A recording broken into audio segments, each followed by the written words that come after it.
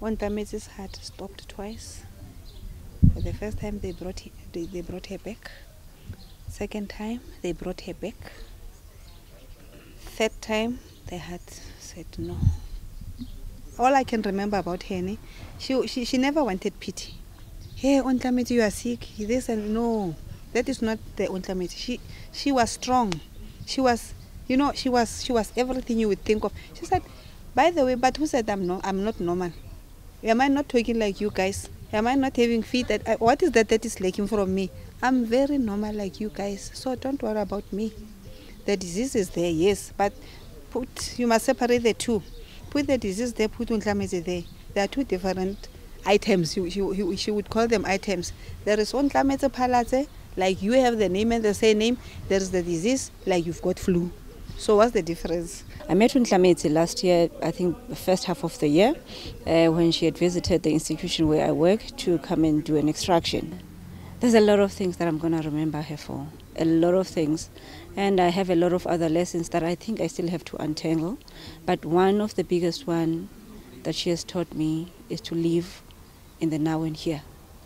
She continuously said, some of you are living as if you're going to live forever. This moment where we are is most important. That was the first biggest one. The second biggest one, Ontlametse taught me to remember that I need to dance in the midst of a storm. She would tell me, look at me, I've done so many things in my life, and you need to remember that there's a lot of other things that I go through. She would say to me, look at me, especially in the last days, I've got dislocated hips, but I'm still fine, and I laugh better than you. Sometimes I have pain, because my body inside is like that of an adult or an old person, but I still laugh and I enjoy life better than you. The last time I talked to her about school, it's last year after she matriculated, then I came.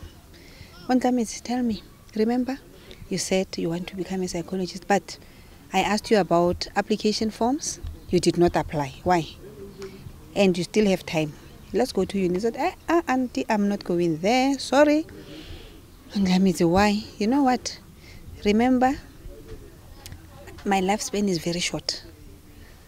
Then I have to make a plan so that I must enjoy everything to the last. Ontlametse accepted that she won't live long.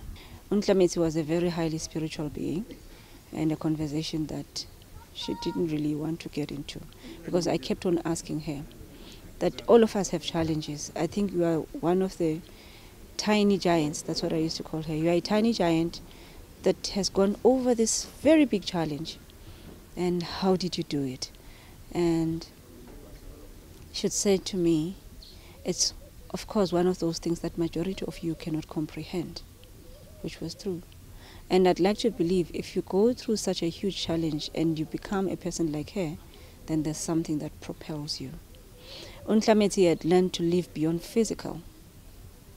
She was a real giant, a force. So I think those are the biggest things that I will take from her. And of course she had a slogan that I might not remember fully how it was crafted, but it is to the effect that we have abilities that we don't tap into. And she kept on saying, I would like to touch each and every person in this country, from a small child to a granny. And those are the few things that will always be stuck in my head.